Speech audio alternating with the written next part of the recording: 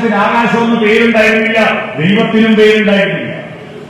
അർഘ്യം നൽകൂ ഗന്ധർവ സ്വര ഗംഗയൊഴുകൂ.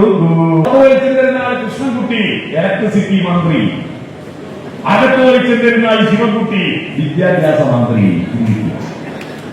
തിന്നാൻ പറ്റൂ, അത് മാംസമുക്കാണ്. പ്രകൃതി അങ്ങനെയാ ശ്രദ്ധിച്ചത്. അതിന് കൂർത്ത നഖങ്ങളും കൂർത്ത പല്ലുകളും കൊടുത്തത് മാംസം ആക്രമിച്ച് കീഴടക്കി തിന്നാനാണ്. അതിന് കാട്ടിന്റെ പുറത്തേക്കുള്ള പശുവിനെയും ആടിനെയും പിടിക്കരുത്, കാട്ടിനകത്തുള്ള മാനിനെയും മുയലിനെയും മാത്രമേ പിടിക്കാൻ പാടുള്ളൂ എന്ന തകതിയുണ്ടോ? സത്യം അന്വേഷിക്കാൻ വേണ്ടിയിട്ടാണ് നിങ്ങൾക്ക് ബുദ്ധി തന്നിട്ട് ഈ ഭൂമിയിലേക്ക് അയച്ചത്, അല്ലാതെ തിന്നാനല്ല. മനുഷ്യൻ ഒമ്പ വരെയാവുമ്പോ ഗേറ്റ് തുറക്കും. എന്തിന്? ഈ പട്ടിയെ വിസർജിക്കാൻ വേണ്ടിയിട്ട് തൂടുമലക്കുണ്ട് അല്ലേ? പട്ടിക്ക് തൂറാനുണ്ടാക്കാൻ മാത്രം ഗേറ്റ് തുറക്കുന്ന കുറെ കഴുതകൾ നമ്മുടെ നാട്ടിലുണ്ട്. എല്ലാവർക്കും നമസ്കാരം. ബഹുമാന്യനായ അധ്യക്ഷൻ, ചാമുണ്ടിക്കുന്ന് ശിവപുരം ശ്രീ ഉമാമഹേശ്വര ക്ഷേത്രത്തിന്റെ trustee president Shri N Chandrasekharan Nair,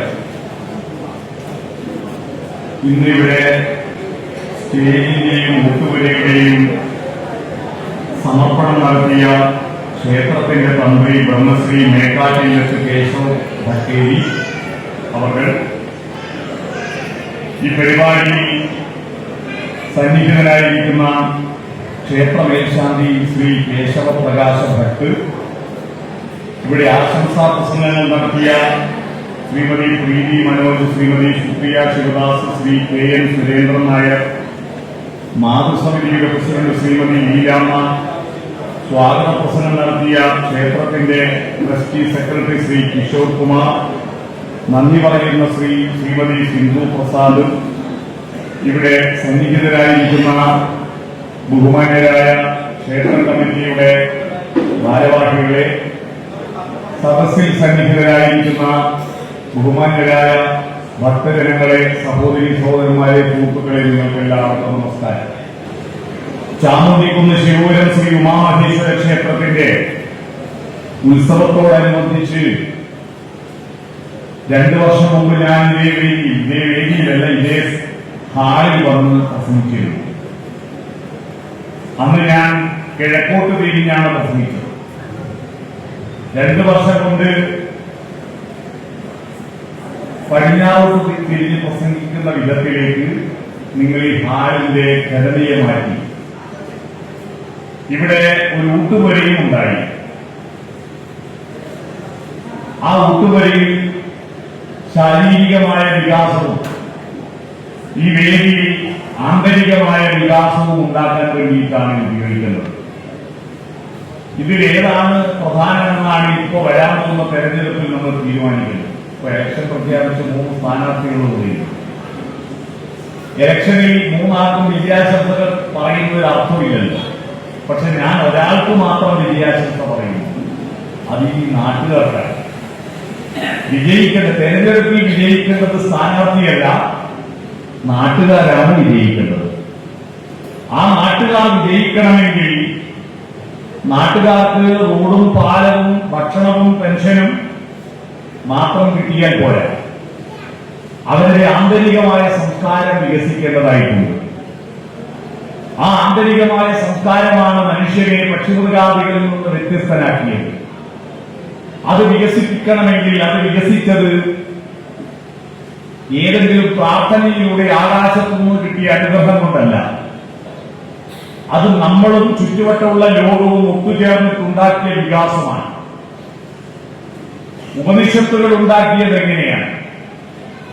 ഉപനിഷത്തുകൾ എന്ന് പറയുന്നത് ആരണ്യാന്തര ഗഹ്വരോദര തപസ്ഥാനങ്ങളിൽ സൈന്ധതോദാരശ്യാമ മനോഭിരാമ പുളിനോപാന്ത പ്രദേശങ്ങളിൽ ആനന്ദമുഖമി പ്രപഞ്ച പരിണാമോഭിന്ന സർഗക്രിയാസാരം തേടി അലഞ്ഞു പണ്ട്. അവരുടെ ചൈതന്യമാണ് നമ്മുടെ ദർശനം. എന്താർത്ഥം മനസ്സിലായോ? ആരണ്യാന്തരങ്ങളിൽ കാട്ടിനകത്ത്, ഗഹ്വരോദരങ്ങളിൽ ഗുഹയ്ക്കകത്ത്, സൈന്ധവോദാരശ്യാമ മനോഭിരാമ പുളിനോപാന്ത പ്രദേശങ്ങളിൽ സിന്ധു നദിയുടെ മനോഹരമായ കറുത്ത മണൽത്തിട്ടകളിൽ ആരാണ് അന്തർമുഖരായിട്ട് ഉള്ളിലേക്ക് നോക്കിയിട്ട് ഈ പ്രപഞ്ചത്തിന്റെ പരിണാമത്തിന്റെ മാറ്റങ്ങളുടെ സർഗാത്മകതയുടെ സത്യവും സാരവും തേടി അലഞ്ഞത്? അവരുടെ ദർശനമാണ് നമ്മുടെ ദർശനം. അകത്തു നോക്കിയിട്ട് വെളിച്ചമുണ്ടാക്കിയപ്പോഴാണ് മനുഷ്യൻ വളർന്നത്. മനുഷ്യൻ ഈ ഭൂമിയിൽ ഉണ്ടാകുന്നതിനും കോടാനുകോടി വർഷങ്ങൾക്ക് മുമ്പ് പക്ഷിമൃഗാദികൾ ഈ ഭൂമിയിൽ ഉണ്ടായിരുന്നല്ലോ. അവരെല്ലാം പുറത്തുള്ള വെളിച്ചം കണ്ടിരുന്നല്ലോ. അവർക്കെല്ലാം കണ്ണുണ്ടായിരുന്നു. അവരെല്ലാം സൂര്യപ്രകാശം കണ്ടിരുന്നു. അവരെല്ലാം നിലാവ് കണ്ടിരുന്നു. അവരെല്ലാം നക്ഷത്രങ്ങളെ കണ്ടിരുന്നു. അവരെല്ലാം കാട്ടുതീയുടെ വെളിച്ചവും കണ്ടിരുന്നു. തീ കാട്ടുതീയല്ലാതെ നമ്മൾ വിചാരിച്ചെടുത്ത് തീ ഉണ്ടാക്കിയത് മനുഷ്യൻ വന്നതിന് ശേഷം മാത്രമാണ്. മനുഷ്യൻ വരുന്നതിന് മുമ്പ് തീ ഉണ്ടാക്കിയിരുന്നില്ല. തീ ഉണ്ടായിരുന്നു. ഉണ്ടാക്കിയ തീയല്ല, തനിയെ ഉണ്ടായ തീ. എങ്ങനെ? മുളകൾ തമ്മിൽ ഉരഞ്ഞിട്ടും കല്ലുകൾ ഉരഞ്ഞിട്ടും കാട്ടുതീ ഉണ്ടാവും. ആ കാട്ടുതീ ഉണ്ടായത് മാത്രം. അല്ലാതെ നമ്മൾ വിചാരിക്കുന്നിടത്ത് തീയെ എത്തിക്കാൻ, ഈ വിളക്കിലേക്ക് തീയെ ആവാഹിച്ചെത്തിക്കുവാൻ നമുക്ക് കഴിഞ്ഞില്ലല്ലോ. അഗ്നിദേവന്റെ പ്രത്യേകത അങ്ങോട്ടും ഇങ്ങോട്ടും തുള്ളിക്കൊണ്ടിരിക്കുമെന്നാണ്. പണ്ടൊക്കെ നമ്മുടെയൊക്കെ വീട്ടില് കരണ്ട് വരുന്നതിന് മുമ്പ് ചിമ്മിണി വിളക്ക് വെച്ചിരുന്നല്ലോ. അപ്പൊ നാട്ടുകാർ വഴി ടോർച്ച് കയ്യിലില്ലാത്തവര് ഓലച്ചൂട്ടിന് വേണ്ടി വന്ന് ചോദിക്കും. അങ്ങനെ ഓലച്ചൂട്ട് കൊടുത്താൽ അദ്ദേഹം അവിടുത്തെ വിളക്കിൽ അത് കത്തിക്കുമല്ലോ. കത്തിച്ചു കഴിഞ്ഞാൽ ഉടൻ തന്നെ ആ വിളക്ക് ഊതിക്കെടുത്തും. ഊതിക്കെടുത്തിട്ട് പിന്നെ ചൂട്ടിൽ നിന്ന് ഇങ്ങോട്ട് തിരിച്ചു കത്തിക്കും. ഇതിനാണെന്നറിയോ? ഈ വീട്ടിലുള്ള അഗ്നിദേവൻ എവിടെയാ ചാൻസ് കിട്ടുന്ന അവിടത്തേക്ക് തുള്ളിപ്പോവും. അപ്പൊ ചൂട്ടിലേക്ക് തുള്ളിയിട്ട് അയാൾ കൊണ്ടുപോകുമല്ലോ അഗ്നിദേവനെ. അപ്പൊ അങ്ങോട്ട് തുള്ളി അഗ്നിദേവനെ തിരിച്ച് ഇങ്ങോട്ട് തുള്ളിക്കാൻ വേണ്ടിയിട്ടാണ് ഇവിടുത്തെ വിളക്ക് കൂടിയിട്ട് വീണ്ടും കത്തിക്കുന്നത്. മനസ്സിലായോ? എന്ന് പറഞ്ഞാൽ അഗ്നിദേവനെ നമ്മൾ വിചാരിച്ച നമ്മളെ വൃത്തിയാക്കി മാറ്റാൻ പഠിച്ചത് മനുഷ്യൻ മാത്രമാണ്. അതിനു മുമ്പ് അഗ്നിദേവൻ നമ്മുടെ യജമാനായിരുന്നു. നമ്മളെ ഭരിക്കാൻ തുടങ്ങിയാൽ ഒരു പിടിച്ചാൽ കിട്ടൂല അഗ്നിദേവനെ. നമുക്കതിനെ നിയന്ത്രിക്കാൻ പറ്റൂ. ഞാനിപ്പോ ഇവിടെ വരെ വണ്ടി ഓടിച്ചെത്തിയത് അഗ്നിദേവനെ വിചാരിച്ച മട്ടിൽ നിയന്ത്രിച്ചിട്ടാൽ എന്റെ കാർ കഴിച്ച പെട്രോൾ കത്തുമ്പോ ആ കത്തുന്ന തീയുടെ ഊർജം കൊണ്ടാണ് എന്റെ കാറിന്റെ മോട്ടറിന്റെ പിസ്റ്റൺ പ്രവർത്തിക്കുന്നത്. പിസ്റ്റൺ പ്രവർത്തിക്കുമ്പോഴാണ് മോട്ടോർ കറങ്ങുന്നത്. മോട്ടോർ കറങ്ങുന്നത് കൊണ്ടാണ് ടയർ കറങ്ങുന്നത്. ടയർ കറങ്ങിയത് കൊണ്ടാണ് 127 കിലോമീറ്റർ വണ്ടി ഉരുണ്ടിട്ടാണ് ഇവിടെ എത്തിയത്. അതിന്റെ കാരണം അഗ്നിദേവനാണ്. ഈ അഗ്നിദേവന്റെ വെളിച്ചം പക്ഷിമൃഗാദികൾ കണ്ടിരുന്നു. പക്ഷേ അവർക്കൊന്നും ആന്തരികമായ വെളിച്ചമുണ്ടായിരുന്നില്ല. താൻ ആരാണെന്ന് അറിഞ്ഞിരുന്നില്ല. താൻ മനുഷ്യനാണെന്ന് അറിഞ്ഞിരുന്നില്ല. ഇത് ഭൂമിയാണെന്ന് അറിഞ്ഞിരുന്നില്ല. ആകാശത്തിന് ആകാശമെന്ന് പേരുണ്ടായിരുന്നില്ല. ദൈവത്തിനും പേരുണ്ടായിരുന്നില്ല. മനുഷ്യൻ എപ്പോഴാണ് മനുഷ്യനായത്? പക്ഷിമൃഗാദികളിൽ നിന്ന് വ്യത്യസ്തനായ രൂപം കൊണ്ട് കൈകളുടെ എണ്ണം, കാലിന്റെ എണ്ണം കുറഞ്ഞതുകൊണ്ടോ തല മേലോട്ട് ഉയർത്തി വെച്ചതുകൊണ്ടോ അല്ല, ആന്തരികമായ വെളിച്ചമാണ്. അതുകൊണ്ടാണ് നമ്മുടെ ഭട്ടതിരിയും തന്ത്രിയൊക്കെ ചൊല്ലുന്ന വേദമന്ത്രങ്ങളുണ്ടല്ലോ. വേദമന്ത്രങ്ങളുടെ മൂലമന്ത്രം എന്താണെന്നറിയാമോ? വേദമന്ത്രങ്ങളുടെ മൂലമന്ത്രം, ആ മന്ത്രമാണ് ആദ്യത്തെ മന്ത്രം. ആ മന്ത്രം ഏതെങ്കിലും ഒരു മതത്തിന്റെ മന്ത്രമല്ല. കാരണം ആ മന്ത്രം ഉണ്ടാകുന്ന കാലത്ത് ഒരു മതവുമില്ല. ഒരു ദൈവത്തെയും അത് പ്രാർത്ഥിച്ചിരുന്നില്ല. ആ മന്ത്രം എന്താണെന്നറിയുമോ? ആ മന്ത്രത്തെക്കുറിച്ച് പഴയൊരു സിനിമാ ഗാനമുണ്ട്, വയലാറിന്റെ. ആ സിനിമാ ഗാനത്തിന്റെ വരി ഞാൻ പാടും. അത് പാടിയിട്ട് മന്ത്രത്തിന്റെ പേരിന്റെ അടുത്തെത്തുമ്പോൾ ഞാൻ നിർത്തും. മന്ത്രം ഓർമ്മ വരുന്നവര് ബാക്കി വരി പാടണം കേട്ടോ. ശാരികേ ശാരികേ സിന്ധു ഗംഗാ നദീ തീരം വളർത്തിയ ഗന്ധർവഗായികേ പാടുക നീ പുരുഷാന്തരത്തിലെ ഭാവോജ്വലങ്ങളാം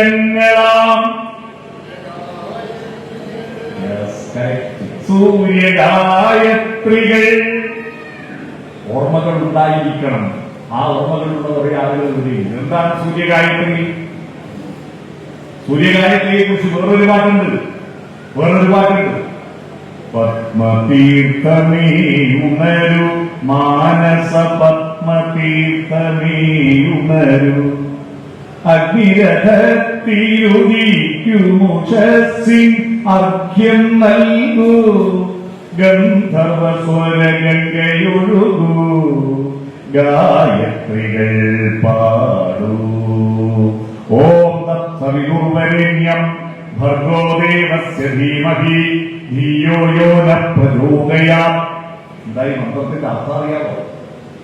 മന്ത്രങ്ങളുടെ അർത്ഥം അറിയണം. വെറുതെ എഴുതിപ്പോയിട്ട് കാര്യമില്ല. അർത്ഥമറിയാതെ മന്ത്രം ചൊല്ലിയാൽ അനർത്ഥത്തിലേക്ക് പോകും. നമ്മുടെ കുട്ടികൾ ഇപ്പോ പാട്ടുപാടുന്നുണ്ട്. ഒരു പാട്ടിന്റെയും അർത്ഥത്തെ പറ്റി അവർ ആശങ്കപ്പെടുന്നില്ല. ആ ആശങ്കപ്പെടാത്തതിന്റെ ദുരന്തം ആണ് ഞാനിവിടെ ഇന്ന് പ്രസംഗിക്കാൻ പോകുന്നത്. ഉമാമഹേശ്വരനെ പ്രാർത്ഥിക്കുന്നത് എന്തിനാണ് എന്നാണ് ഞാനിവിടെ പ്രസംഗിക്കാൻ പോകുന്നത്. അതിന്റെ ആമുഖമായിട്ടാണ് ഞാനിത് പറയുന്നത്. അർത്ഥം എന്താണ്? ഭർഗോദേവസ്യ ധീമഹി.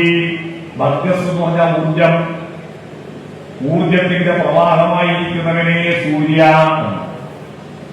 ആ ഊർജത്തിന്റെ പ്രവാഹമല്ലേ സൂര്യപ്രകാശത്തെ ഏറ്റുവാങ്ങി പ്രകാശ സംശ്ലേഷണം നടത്തി ഫോട്ടോസിന്തസിസ് നടത്തി കാർബോഹൈഡ്രേറ്റ് ഉണ്ടാക്കി അന്നജമുണ്ടാക്കി നെല്ലിന്റെ കതിരിനുള്ളിൽ അത് പാല് രൂപത്തിൽ കൊണ്ടുപോയി വെച്ച അരിമണികൾ കൊയ്തെടുത്തിട്ട് അത് മെലിച്ച് നെല്ലാക്കിയിട്ട് മില്ലിൽ കൊണ്ടുപോയി കുത്തി അരിയാക്കിയിട്ട് എന്റെ വീട്ടിൽ വാങ്ങിക്കൊണ്ടുവന്ന അരി അരച്ചിട്ട് രാവിലെ ഒരു ദോശ ഞാൻ തിന്നു. അപ്പോഴേക്ക് സമയമായി. അപ്പൊ എന്നോട് പറഞ്ഞു, ആടെ എത്തുമ്പോ എന്തായാലും ഒരു ബ്രേക്ക്ഫാസ്റ്റ് ഉണ്ടാവുമല്ലോ, തൽക്കാലം ഒരു ദോശ തിന്നോ എന്ന് പറഞ്ഞിട്ട് ഞാൻ അവിടെ നിന്ന് പുറപ്പെട്ട ആ ഒരു ദോശയെ ഊറ്റിയിട്ടുള്ളൂ. അതിന്റെ ഊർജം കൊണ്ടാണ് ഞാനിപ്പോ നിങ്ങളോട് പ്രസംഗിക്കുന്നത്. മനസ്സിലായോ? ഭർഗോദേവസ്യ ധീമഹി. വീട്ടിയോ ആ ഊർജമാണ് എല്ലാത്തിന്റെയും ഊർജം.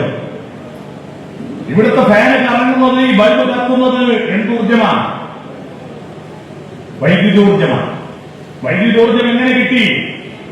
ട്രാൻസ്ഫോമറിന് കിട്ടി. ട്രാൻസ്ഫോമറിലേക്ക് എവിടുന്ന് വന്നു? 110 kV സബ്സ്റ്റേഷൻ വന്നു. അവിടത്തേക്ക് എങ്ങനെ വന്നു? അവിടുന്ന് മൂലമറ്റം പവർ ഹൗസ് എന്ന് വന്നു. മൂലമറ്റം പവർ ഹൗസിൽ എങ്ങനെ ഉണ്ടായി? അവിടുത്തെ ജനറേറ്റർ കറങ്ങിയത്. ജനറേറ്റർ എങ്ങനെ കറങ്ങി? വെള്ളം മേലെ നിന്ന് താഴോട്ട് വീഴുന്നു. അപ്പോഴാണല്ലോ അണക്കെട്ടിലെ വെള്ളം താഴോട്ട് ടണലിലൂടെ താഴോട്ട് ഒഴുക്കി വിട്ടിട്ടാണല്ലോ ജനറേറ്റർ ഇറങ്ങുന്നത്. ആ വെള്ളം താഴോട്ട് എങ്ങനെ വന്നു? നേരെ മഴയായിട്ട് വീഴുന്നുണ്ട്. വെള്ളം നേരെ മഴയായിട്ട് പെയ്യാൻ നേരെ എത്തി കടലിലെ വെള്ളം ആവിയായി പോയതുകൊണ്ട്. കടലിലെ വെള്ളം എങ്ങനെ ആവിയായി? സൂര്യപ്രകാശം കൊണ്ട്. അപ്പോൾ ഇതും സൗരോർജമാണ്. മനസ്സിലായോ? ആ സൂര്യനാണ് ഭൂമിയിലെ ആദ്യത്തെ ദൈവം. അദ്ദേഹത്തെ പ്രാർത്ഥിച്ചിട്ട് ഭർഗസിന്റെ പ്രവാഹമായിരിക്കുന്നവനെ നീ ധിയോയോന പ്രചോദയ. നീ ബുദ്ധി, നീ ബുദ്ധിക്ക് പ്രചോദനമായി അകത്ത വെളിച്ചമായി മാറൂ എന്നാണ്. എന്ന് പറഞ്ഞാൽ പുറത്ത് വെളിച്ചം തരുന്നവനെ നീ അകത്ത വെളിച്ചമായി മാറൂ എന്ന് ഞാൻ കുറച്ചുകൂടി വിശദീകരിച്ച് പറഞ്ഞുതരാം. പുറത്ത് വെളിച്ചം തരുന്ന ആളെ കൃഷ്ണൻകുട്ടി എന്ന് പറയും, അകത്ത് വെളിച്ചം തരുന്ന ആളെ ശിവൻകുട്ടി എന്ന് പറയും. മനസ്സിലായോ?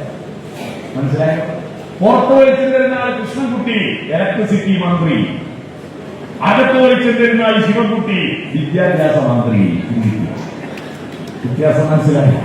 അതാ ഈ അകത്ത വെളിച്ചമാണ് മനുഷ്യന് മഹാനാക്കുന്നത്. ഈ ഹാൾ എന്തിനാണ്? അതാ ഞാൻ പറഞ്ഞത്. ഭാക്ഷണം കിട്ടുന്നത് അപ്പുറത്തെ ഹാൾ, അപ്പുറത്തെ തറയിൽ. ഭാക്ഷണം, പ്രകാശം, പ്രകാശം, ക്ഷണം, പ്രകാശം മുഖത്ത് കിട്ടുന്നത് ഭക്ഷണം. തിന്നാല് ഭക്ഷണം കഴിച്ചത് പ്രകാശം വരുമല്ലോ. ഭക്ഷണം കിട്ടുന്നത് അവിടുന്നാണ്. തിരിക്കോ? എന്നാൽ ഇവിടുന്ന് അകത്ത് വെളിച്ചം കിട്ടുന്നതാണ് ഇവിടെ. മനസ്സിലായി? ഇവിടെ അകം വെളിച്ചം വർദ്ധിപ്പിക്കുന്ന ഇടം. ഇവിടെ ഒത്തുചേരണം, ചർച്ചകൾ നടത്തണം. ക്ഷേത്രങ്ങൾ എന്ന് പറയുന്നത് വിജ്ഞാനത്തിന്റെ കേന്ദ്രങ്ങളായി മാറാത്തതിന്റെ ദുരന്തമാണ് ഡൽഹിയിൽ നമ്മൾ ഇന്നലെ കണ്ടത്. ഡൽഹിയിൽ ഇന്നലെ ബോംബ് സ്ഫോടനം നടന്നില്ലേ? പഹൽഗാമിൽ ഭീകരാക്രമണം നടന്നില്ലേ? ഈ കഴിഞ്ഞ 2024 എന്ന ഒറ്റ വർഷം ഭൂമണ്ഡലത്തിൽ എല്ലായിടത്തും കൂടി 1,19,000 കൊലപാതകങ്ങൾ നടന്നു. ആ കൊലപാതകങ്ങളെല്ലാം വിവരമുള്ള മനുഷ്യൻ നടത്തിയതാണ്. എന്തിനു കൊന്നു? ഒരു കടുവ ഒരാളെ കൊന്നു തിന്നല്ലോ.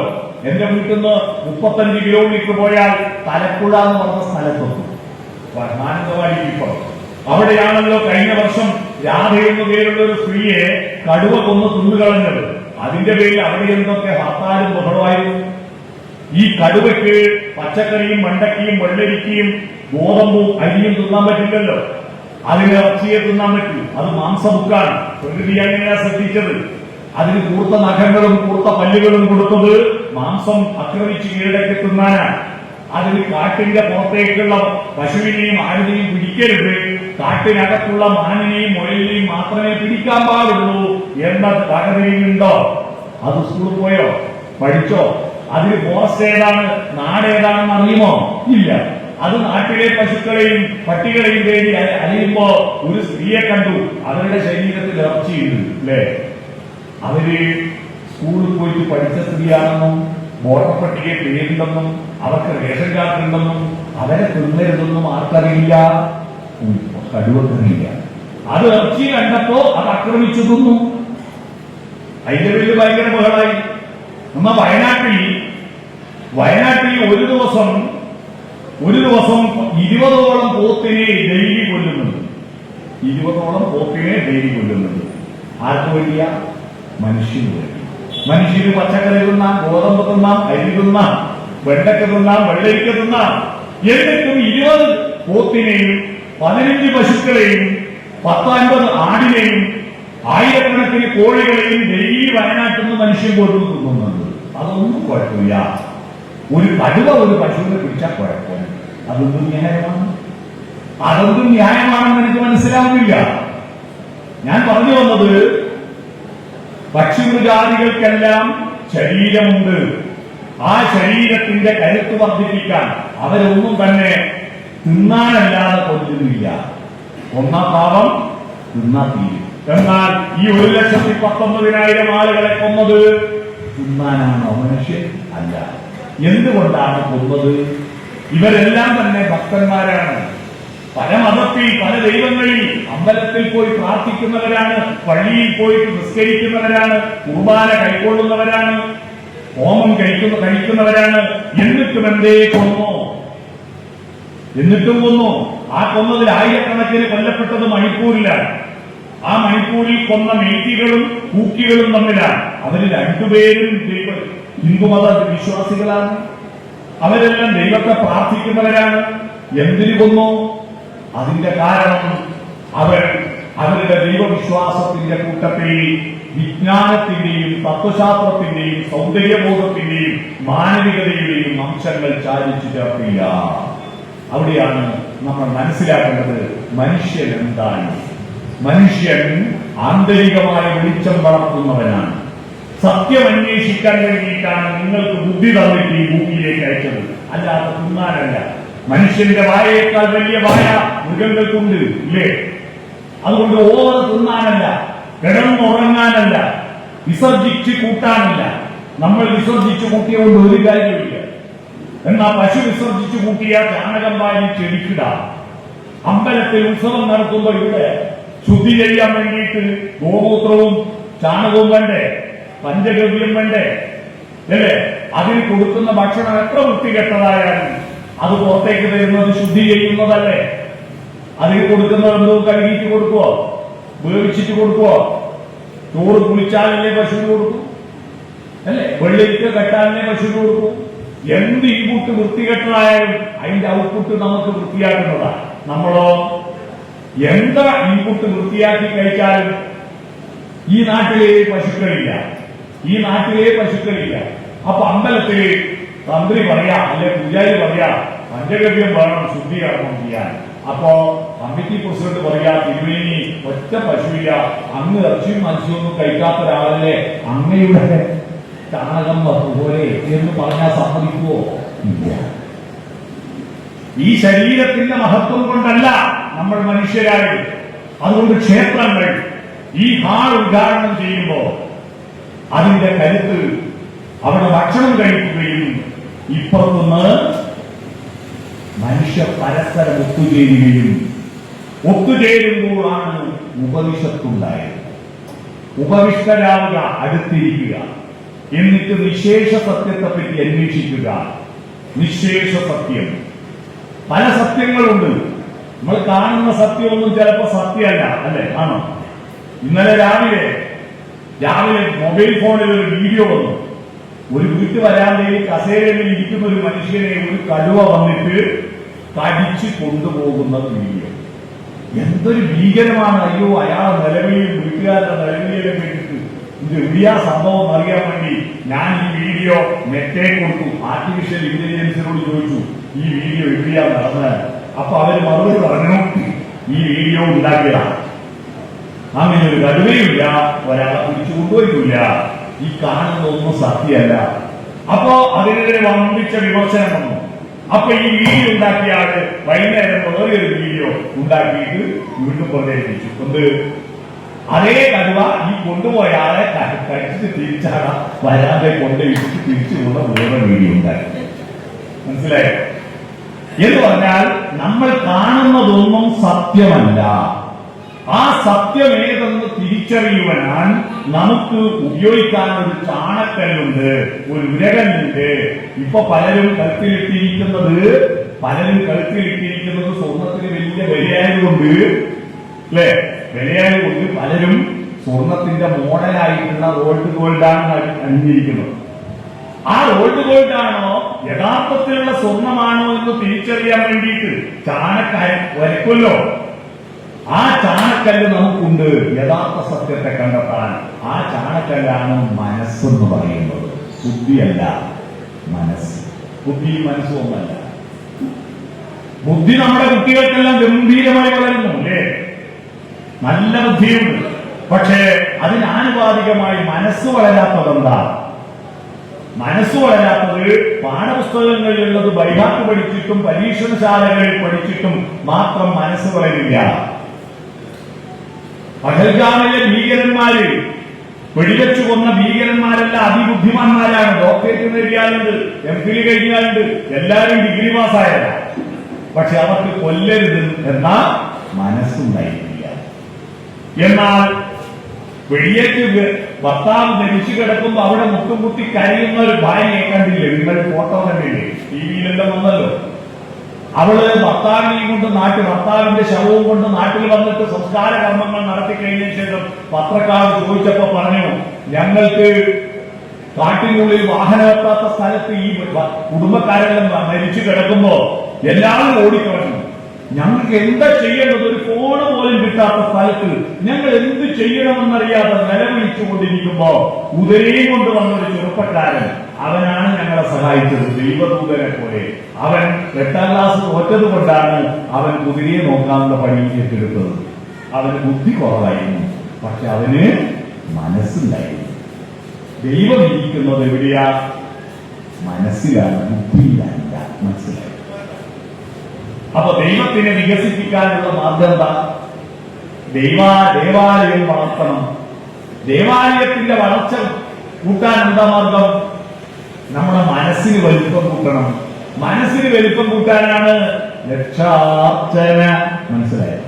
ലക്ഷാർച്ചന എന്തിനാ? ലക്ഷാർച്ചന ഇവിടെ ലൈറ്റ് കുറഞ്ഞുകൊണ്ടാണ്, അമ്പലത്തിൽ വെളിച്ചം കുറവായതുകൊണ്ടാണ് ലക്ഷാർച്ചന അല്ല. ഇപ്പൊ എത്രയാ LED, എത്രയാ CFL, പിന്നെ എന്തിനാ ഈ ലക്ഷാർച്ചന?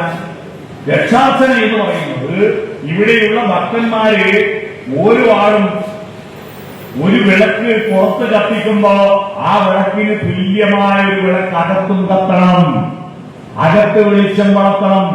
1,00,000 വിളക്ക് ഇവിടെ കത്തുമ്പോൾ 1,00,000 മനുഷ്യരുടെ ഉള്ളിലും വിളക്ക് തെളിയണം. ആ വെളിച്ചം തെളിക്കുമ്പോ നമ്മുടെ മനസ്സിന്റെ ആകാശം വളരും. ആ മനസ്സിന്റെ ആകാശം വളരുമ്പോ ആ മനസ്സിനകത്ത് കുടിയിരിക്കുന്ന ദൈവവും വളരും. ദൈവത്തെ വളർത്താനുള്ള മാർഗം ശ്രീകോവിലിന്റെ വലിപ്പം കൂട്ടലല്ല, മനസ്സിന്റെ വലിപ്പം കൂട്ടലാണ്. എങ്ങനെയാണ് മനസ്സിന്റെ വലിപ്പം കൂട്ടുക? മനസ്സിന്റെ വലിപ്പം കൂട്ടാൻ എന്താ മാർഗം? നിങ്ങൾ കണ്ണൂര് കോട്ട കണ്ടിട്ടുണ്ടോ? കണ്ണൂരിൽ ഒരു കോട്ടയുണ്ട്, വലിയ കോട്ട, സെന്റ് ആഞ്ചലോസ് കോട്ട. ആ കോട്ടയിൽ നിങ്ങൾക്ക് പോണെങ്കിൽ നിങ്ങൾ ഇവിടുന്ന് പനത്തകയിൽ നിന്ന് നേരെ ഇവിടെ പോണം, കോഴിച്ചാൽ പോണം, അല്ലേ? ഇതിന്റെ അപ്പുറത്തെ സ്റ്റോപ്പിന്റെ പേരെന്താ? ജംഗ്ഷന്റെ പേര് വളാന്തോട് പോകണം. വളാന്തോട് പോയിച്ചാൽ പോകണം. അവിടുന്ന് വെള്ളരിക്കുണ്ട് പോകണം അല്ലേ?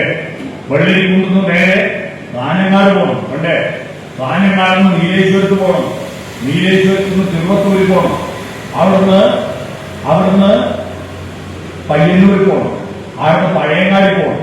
ചെറുകുന്ന് പോകണം. കണ്ണപുരം പോകണം. വളപട്ടണം പാലം കടക്കണം. വളപട്ടണം പാലം കടന്ന പുതിയ തെരുവ് കഴിഞ്ഞ പള്ളിക്കുന്ന് സെൻട്രൽ ജയിലിന്റെ മുന്നിലൂടെ നേരെ തെക്കി ബസാറിലൂടെ കണ്ണൂര് കലക്ടറേറ്റിന്റെ മുന്നിലെ കാൽടാക്സി ജംഗ്ഷനിൽ നിന്ന് റെയിലിന്റെ അടിയിലൂടെ അണ്ടർബ്രിഡ്ജിലൂടെ താവക്കര അണ്ടർബ്രിഡ്ജിലൂടെ കടന്നിട്ട് പുതിയ സ്റ്റാൻഡിലെത്തും. അവിടുന്ന് വലത്തോട്ട് പോയാൽ പ്രഭാത ജംഗ്ഷനിലെത്തും. അവിടെ നിന്ന് വലത്തോട്ട് പോയാൽ വർണ്ണശ്ശേരിയെത്തും. വർണ്ണശ്ശേരി നിറത്തോട്ട് പോയാൽ കണ്ണൂർ കോട്ടയിലെത്തും. കോട്ടയം കയറിയിട്ട് നേരെ നോക്കിയാൽ അവിടെ മാപ്പിളബേ എന്ന വലിയ കടൽ കാണും. ഇവിടെ ഇരിക്കുന്ന മുഴുവൻ ആളുകളുടെയും മനസ്സിനകത്ത് കണ്ണൂര് വരെ വലുതായില്ലേ? എല്ലാവരും കണ്ണൂരെത്തിയില്ലേ? മനസ്സ് വലുതാകുന്ന സൂപ്പർ മനസ്സിലായ മനസ്സ് വലുതായി. കണ്ണൂര് പോയി എല്ലാരും പോയി തിരിച്ചിരെത്തിയില്ലേ? വിമാനത്തിനാണോ ഇത്ര വേഗത? ഈ മനസ്സാണ് വളരേണ്ടത്.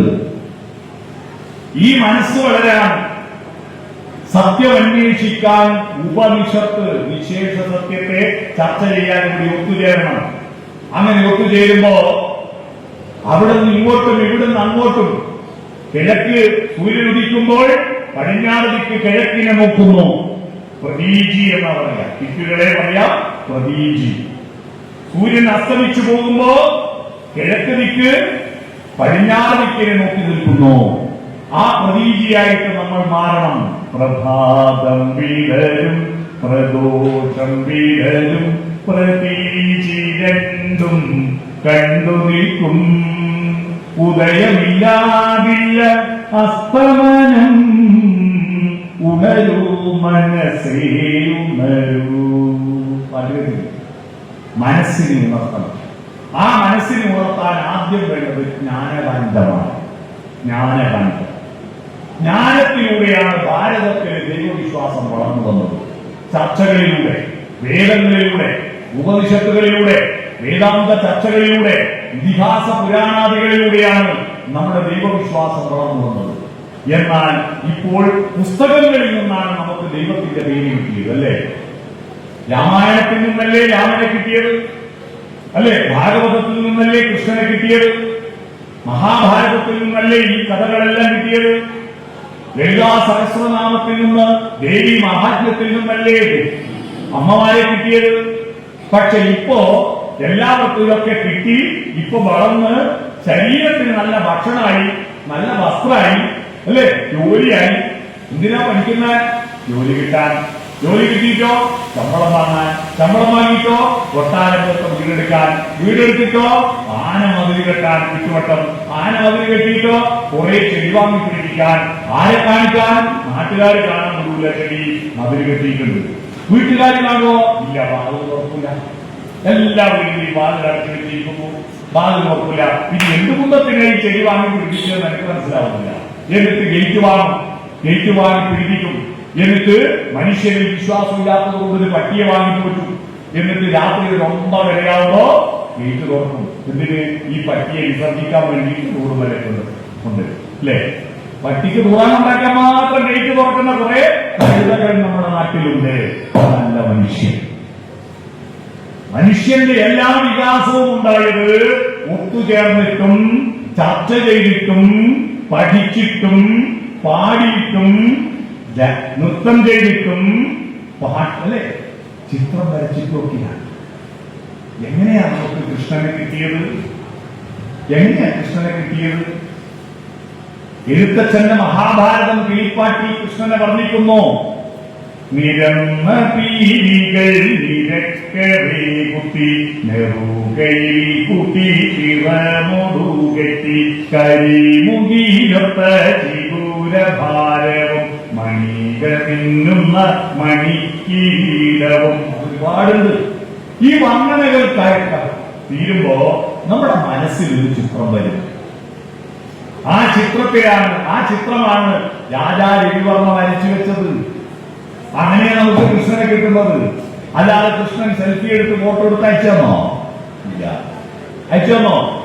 കുമാരസംഭവം എന്ന് പറയുന്ന കാളിദാസന്റെ മനോഹരമായ കാവ്യമുണ്ട്.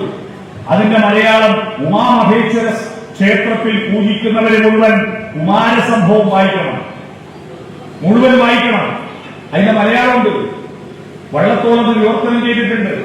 ആ കുമാരസംഭവത്തിൽ പാർവതിയുടെ സൗന്ദര്യം വർണ്ണിക്കാൻ വേണ്ടി കാളിദാസൻ അതിമനോഹരമായ ഒരു അലങ്കാരം ഉപയോഗിക്കുന്നുണ്ട്. എന്താണെന്നറിയോ? പാർവതി തപസ് ചെയ്യുന്നു. പാർവതിയെ കുറിച്ചൊന്നും പറയുന്നില്ല. പാർവതിയുടെ ഒരു മഴത്തുള്ളി പാർവതിയുടെ ശരീരത്തിൽ വീണിട്ട് മഴത്തുള്ളി ഒഴുകിപ്പോകുന്ന നിന്നോന്നതമായിരിക്കുന്ന റൂട്ടിനെ മാത്രം വർണ്ണിക്കുന്ന ഒരു ശ്ലോകമുണ്ട് കാളിദാസന്റെ. സ്ഥിതാക്ഷണം പക്ഷ്മസു താടിദാധര എന്ന് പറഞ്ഞൊരു ശ്ലോകമാണ്. സംസ്കൃതം അറിയുന്നവർ വളരെ കുറവായതുകൊണ്ട് ഞാനത് വള്ളത്തോട് വിവർത്തനം ചെയ്ത മലയാളത്തിലേക്ക് വിവർത്തനം ഞാൻ പറഞ്ഞുതരാം. ക്ഷണമിമകളിൽ നടന്നു തല്ലി ചുണ്ടിൽ കുളിർമുലമേടകവീലുടൻ തകർന്ന് വഴികളിലിടറി നാഭിച്ചുഴിയിറങ്ങി നവീന വർഷബിന്ദു. ഇതാണ് വള്ളത്തോട് വിവർത്തനം ചെയ്തത്. ഈ സാധനം നിങ്ങൾ കേട്ടിട്ടുണ്ട്. യേശുദാസന്റെ ശബ്ദത്തിൽ വയലാർ അത് പാട്ടാക്കി എഴുതിയിട്ടുണ്ട്. കേട്ടിട്ടുണ്ടോ? കൺപീകളിൽ തങ്ങി ചുണ്ടിലെ കമലക്കൂവുകൾ നുള്ളി മാറി വീണ് തകർന്നു ചിതറി മൃദുരോമങ്ങളിടറി പുക്കിൽ കുഴിയെ തടാകമാക്കിയ പവിഴമഴത്തുള്ളി പണ്ടു ശ്രീ പാർവതിയെ പോലെ നിന്നെയും പുഷ്ടിനിയാക്കി പനിനീർമഴ പൂമഴ തേന്മഴ എന്ന പാട്ടിലെ വരി. നമുക്ക് ദൈവങ്ങളെ കിട്ടിയത് പുസ്തകത്തിൽ നിന്നാണ്. ഇപ്പൊ ദൈവങ്ങൾ മതി, പുസ്തകം വേണ്ട. അല്ലേ? അതുകൊണ്ട് ഈ ഹാൾ ഉദ്ഘാടനം ചെയ്തത് ഇവിടെ ഒത്തുചേരണം, സത്യത്തെ പറ്റിയിട്ടുള്ള ചർച്ചകൾ ഉണ്ടാകണം. ആ ചർച്ചകൾ ഒരു കാലത്ത് തടസ്സപ്പെട്ടതാണ് നമ്മുടെ രാജ്യത്തിന് കിട്ടിയ അബദ്ധം. വികാസത്തിന്റെ മനസ്സിന്റെ വികാസത്തിന്റെ ചർച്ചകൾ തുറന്നില്ല. നോബൽ സമ്മാനം പ്രഖ്യാപിക്കുമ്പോ രാമായണത്തിന്റെ നാട്ടുകാർ, മഹാഭാരതത്തിന്റെ നാട്ടുകാരല്ലേ നമ്മൾ? ഭാഗവതത്തിന്റെ നാട്ടുകാരല്ലേ? ലോകത്ത് സാഹിത്യത്തിന് നോബൽ സമ്മാനം പ്രഖ്യാപിക്കുമ്പോ രവീന്ദ്രനാഥ ടാഗോറിന് ഗീതാഞ്ജലിക്ക് നോബൽ സമ്മാനം കിട്ടിയതിനു ശേഷം ഒന്ന് കിട്ടുന്നില്ല നമ്മുടെ ഭാരതത്തിൽ. എന്തേ? നമ്മൾ ബാഹ്യമായ ദൈവങ്ങളും ക്ഷേത്രങ്ങളും വളർന്നോ? ആന്തരികമായ അമ്പലങ്ങളിൽ സാഹിത്യത്തെക്കുറിച്ചോ സംഗീതത്തെക്കുറിച്ചോ ശാസ്ത്രത്തെക്കുറിച്ചോ വിജ്ഞാനത്തെക്കുറിച്ചോ ജ്ഞാനത്തെക്കുറിച്ചോ സത്യത്തെക്കുറിച്ചോ തുറന്ന ചർച്ചകളും ഒത്തുചേരലും ഉണ്ടാവുന്നില്ല. ഒരു ഹാൾ ഉദ്ഘാടനം ചെയ്യപ്പെടുമ്പോ അത്തരം ചർച്ചകളും ഉണ്ടാകണം. വിജ്ഞാനത്തിന്റെ ലോകം വികസിപ്പിക്കുവാൻ നമ്മുടെ ക്ഷേത്രങ്ങൾ, പണ്ട് രേവതി പട്ടത്താനെന്ന് കേട്ടിട്ടുണ്ടോ നിങ്ങൾ? ക്ഷേത്രങ്ങളിൽ തുറന്ന ചർച്ചകളും സാഹിത്യ സദസ്സുകളും ഉണ്ടായിരുന്നു. കളി ക്ഷേത്രത്തിൽ നടന്നതാണ് രേവതി പട്ടത്താനം. ഭട്ടസ്ഥാനം എന്ന് പറഞ്ഞാൽ ഭട്ടസ്ഥാനം. ഇതവിടെ കേശവ പട്ടേരി എന്ന് പറഞ്ഞാൽ ഭട്ടതിരി എന്ന വാക്കിന്റെ മലയാളമാണ് പട്ടേരി. മനസ്സിലായോ? പട്ടേരി. ആ ഭട്ടർ ആരാണ്? അതാ ഭട്ടസ്ഥാനം. അതാണ് പട്ടസ്ഥാനമായി മാറിയത്. മനസ്സിലായോ? ദേവതി നക്ഷത്രത്തിൽ ചർച്ചകൾ നടക്കും. അക്ഷരശ്ലോക മത്സരങ്ങൾ നടക്കുമായിരുന്നില്ലേ? അക്ഷരശ്ലോകങ്ങൾ ചർച്ചകൾ നടക്കും.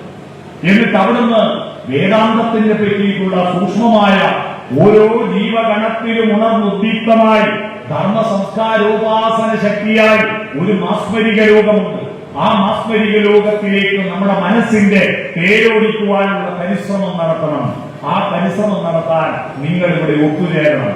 ഒത്തുചേർന്നിട്ടുള്ള ചർച്ച ദുഷിപ്പു. ഇപ്പൊ ഒത്തുചേരുന്നൊരു പ്രത്യേക ചർച്ച ദുഷിപ്പാൻ. അതാരെ പോകുന്ന ഗോവിന്ദൻകുട്ടി മഹാമത്തിലെത്തണം. ഗോപാലൻകുട്ടി മഹാമത്തോട്ടാണ്. പഞ്ചായത്ത് പോകുമ്പോൾ ഒരു ചുറ്റിനും കൊള്ളില്ല. പഞ്ചായത്ത് പ്രസിഡന്റ് മഹാബദ്ധം, MLA അയ്യോ പോക്കും, മന്ത്രിമാരെല്ലാം ഭഗവന്മാരും, മുഖ്യമന്ത്രി ഭീകരൻ, പ്രധാനമന്ത്രി അയ്യം ഭീകരൻ, എല്ലാരും മോശമാണ്. ഒരാളെയുള്ള ലോകത്ത് നല്ല അതാരാ? ഞാൻ മാത്രം. ഇങ്ങനെ സകലതിനെയും ദുഷിച്ച് ചർച്ച ചെയ്ത് നമ്മുടെ കുട്ടികളുടെ മനോഭാവം എന്താ? ഇവിടെ നോക്കൂ നിങ്ങൾ, ഇവിടെ ഒരു 30 വയസ്സിൽ താഴെയുള്ള യുവാക്കളുടെ എണ്ണം എത്രയുണ്ട്? അതിന് വരില്ല. മറ്റൊരാൾ പറയുന്നത് ഞാൻ കേൾക്കില്ല. കാരണം അവന്റെ മനോഭാവം ഐ ആം ഓക്കെ, ഞാൻ കറക്റ്റാണ്, യു ആർ നോട്ട് ഓക്കെ, നിങ്ങളെല്ലാം മോശമാണ്. ഇതാണ് നമ്മുടെ കുട്ടികളുടെ മനോഭാവം. ഈ മനോഭാവത്തെ തിരുത്തണമെങ്കിൽ ലോകത്തെ ഏറ്റവും അറിവ് എന്താണെന്നറിയുമോ? തനിക്കെന്തറിയില്ല എന്ന അറിവാണ്. തനിക്കറിയാത്തതായിട്ട് ഒരുപാടുണ്ടെന്ന ബോധ്യമുണ്ടാവണം. സമുദ്രത്തിൽ പോയാലും പാത്രത്തിൽ കൊള്ളുന്നതല്ലേ മുക്കിയെടുക്കാൻ പറ്റൂ.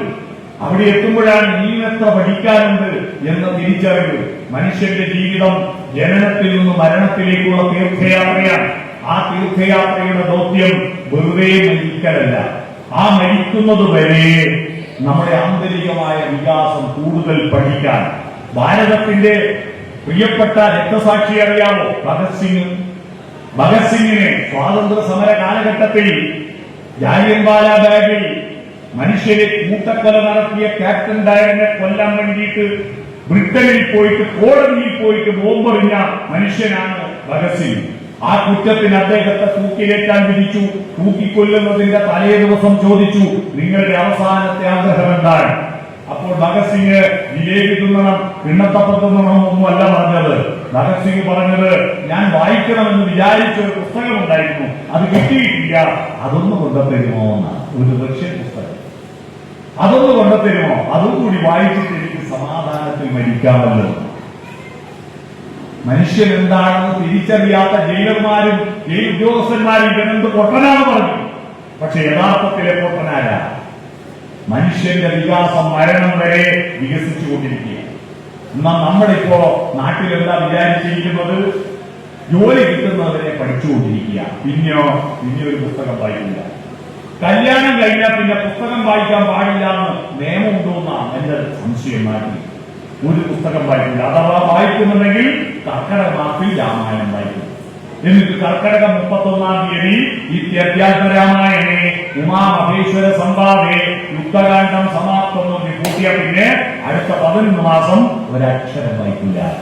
എന്നിട്ട് വീണ്ടും അടുത്ത കർക്കടക 1-ാം തീയതി വീണ്ടും എടുക്കും. അല്ലേ? ഇതാ ഇത് തിരുത്തണം. നമ്മുടെ രാജ്യത്തിന്റെ വികാസ പ്രക്രിയ, ഈ സത്യാന്വേഷണ പ്രക്രിയ തടസ്സപ്പെട്ടതുകൊണ്ടാണ്. തടസ്സപ്പെട്ടത് അറിയോ? ലോകത്തിന്റെ മുന്നിൽ അറിവിന്റെ കാര്യത്തിൽ നമ്പർ 1 ആയിരുന്നു ഇന്ത്യ. ഇത് നമ്മൾ പറയുന്നതല്ല. ആണ്ടി നല്ല അടിക്കാരനാണെന്ന് ആണ്ടി പറഞ്ഞ പോലല്ലോ നാട്ടുകാർ പറയണ്ടേ? ഇന്ത്യക്കാർ പറഞ്ഞതല്ല, വിദേശികൾ, ഇംഗ്ലീഷുകാർ പറഞ്ഞു. ഇംഗ്ലീഷിൽ ഒരു ചൊല്ലുണ്ട്, വിസ്ഡം അറൈസ് ഫ്രം ഈസ്റ്റ്. വിവേകം കിഴക്ക് നിന്നാണ് ഉദിക്കുന്നത്. വിവേകം കിഴക്ക് നമ്മളാ. അതുകൊണ്ടാണ് വിവേകം ഉദിക്കേണ്ട ഈ ഹാളിന്റെ സ്റ്റേജ് കിഴക്കേക്ക് മാറ്റിയത്. മനസ്സിലായോ? വിവേകം ഉദിക്കുന്നത് കിഴക്ക് നിന്നാണ്. അവർ പടിഞ്ഞാറാ. അതിന്റെ കാരണം കൊളംബസ് അമേരിക്ക കണ്ടുപിടിച്ചിട്ട് 600 കൊല്ലമായിരുന്നു. അതിനേക്കാൾ 1000 കൊല്ലം മുമ്പ് ഇന്ത്യയിൽ യൂണിവേഴ്സിറ്റി ഉണ്ടായിരുന്നു. നളന്ദ, തക്ഷശില സർവകലാശാലകൾ ഉണ്ടായിരുന്നു. ഇല്ലേ? അത് പിന്നെ കാശ്മീരിൽ ഒരു സർവകലാശാല ഉണ്ടായിരുന്നു. അതിന്റെ പേര് ശാരദാ സർവകലാശാല.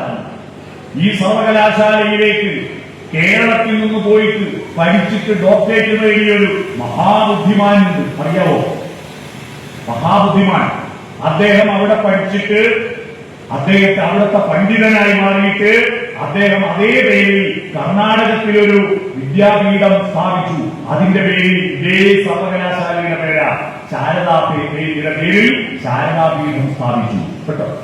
ആരാ? ആളെ മനസ്സിലായോ? അദ്ദേഹമാണ് ജഡിമൂണ്ടിയും ചിതകേശ കാഷായാംബര ബഹുകൃതവേഷ സത്യനബിതന പചരിമൂഢ ഉദരമീത്തം ബഹുകൃതവേഷം. മനസ്സിലായോ? ബാലത്താവൽ ക്രീഡാസസ്ത തരുണത്താവൽ തരുണീസസ്ത വൃദ്ധസ്ഥാവൽ ചിന്താസത്ത പരമേ ബ്രഹ്മണി കോകിലഹത്ത. ഉറപ്പുവരുത്തില്ല ആരാ? ആ ജഗദ്ഗുരു ആദിശങ്കരൻ. മനസ്സിലായി? അത്രയും അറിവുള്ളവർ ഇവിടെ ഉണ്ടായിരുന്നു. ഈ സർവകലാശാലകൾ ഉണ്ടായിരുന്നില്ലേ? അതൊക്കെ പോട്ടെ. നമ്മൾ ഇംഗ്ലീഷ് മരുന്ന് വന്നിട്ട് പ്രകാരമായി മോഡേൺ മെഡിസിൻ. ഈ ലാബറട്ടറികളും ടെസ്റ്റ് ട്യൂബും പണലും മൈക്രോസ്കോപ്പും എക്സ്റേയും സ്കാനിംഗ് മെഷീനും വന്നിട്ട് മെന്റലീയത്തിന്റെ പട്ടികയിൽ 104 മൂലകങ്ങളും അതിന്റെ രാസവസ്തുക്കളുടെ പ്രത്യേകതകളും എഴുതി വെച്ചിട്ട് 10-200 കൊല്ലമേ ആയിരുന്നു. എന്നിട്ടാണ് ഈ ഇംഗ്ലീഷ് മരുന്നുകളുണ്ടായത്. എന്നാൽ ഒരു മൈക്രോസ്കോപ്പും ടെസ്റ്റ് ട്യൂബും പണലും ടെസ്റ്റ് ട്യൂബ് പിന്നെന്താ ലാബറട്ടറിയും ഒന്നുമില്ലാത്ത കാലത്ത് ഈ നാട്ടിലുള്ള മരങ്ങളുടെയും ചെടികളുടെയും വള്ളികളുടെയും ഇലയും തൊലിയും പൂവും കായും വേരും തണ്ടും വായിലിട്ട് ചവച്ചരച്ച് നോക്കിയിട്ടല്ലേ അത് കുടിയാണോ മധുരമാണെന്ന് മനസ്സിലാക്കിയിട്ട് വാദത്തിന് പറ്റുമോ പിത്തത്തിന് പറ്റുമോ കഫത്തിന് പറ്റുമോ എന്ന് മനസ്സിലാക്കിയിട്ട് ആയിരക്കണക്കിന് കഷായവും അരിഷ്ടവും ലേഖ്യവും വടകവും തൈലവും ഗുളികകളും ഉണ്ടാക്കി വെച്ച ചരകനും സുശ്രുതനും സഞ്ജീവിനിയും നമ്മുടെ നാട്ടുകാരല്ലേ? അന്ന് ഇതൊന്നും ഇല്ലാത്ത കാലത്ത്, ഒരു കമ്പ്യൂട്ടർ ഇല്ലാത്ത കാലത്തല്ലേ ഇതെല്ലാം ഉണ്ടാക്കിയത്. അതുണ്ടാക്കി വെച്ച് എഴുതി വെച്ച സാധനം ഇന്നും നമ്മൾ ഉപയോഗിക്കുന്നില്ലേ? ഗവൺമെന്റ് ആശുപത്രിയിൽ നിന്ന് വിട്ടാ പിന്നെ അപ്പാടെ കൊണ്ടുപോയില്ലേ? ആയുർവേദ ആശുപത്രി ഇപ്പോഴും ഉപയോഗിക്കുന്നില്ലേ? ബസ്തി ചെയ്യാൻ, നസ്യം ചെയ്യാൻ, ചവിട്ടി തിരുമാൻ അല്ലേ? എന്തൊരു ബുദ്ധിമാന്മാരായിരുന്നു. എന്നിട്ടെന്താ നമ്മുടെ രാജ്യത്തിന് പറ്റിപ്പോയി? ഒന്നും വേണ്ട. ഈ ഹോള് നിങ്ങൾ പുതിയതായിട്ട് ഉണ്ടാക്കി ഈ ഹോളിൽ ഇന്ത്യയിൽ നിന്ന് കണ്ടുപിടിച്ച് ഏതെങ്കിലും ഒരു സാധനം ഉണ്ടോ? ജീവിതത്തിൽ നോക്കേണ്ട. ഇന്ത്യയെ കണ്ടുപിടിച്ച ഒരു സാധനം കാണിച്ചാൽ ഈ മൈക്ക് ഇന്ത്യയിലാണോ? ഈ വാച്ച് ഇന്ത്യയെ കണ്ടുപിടിച്ചാണോ? കണ്ണട ഇന്ത്യയെ കണ്ടുപിടിച്ചാണോ? എന്റെ പേന ഇന്ത്യയെ കണ്ടുപിടിച്ചാണോ?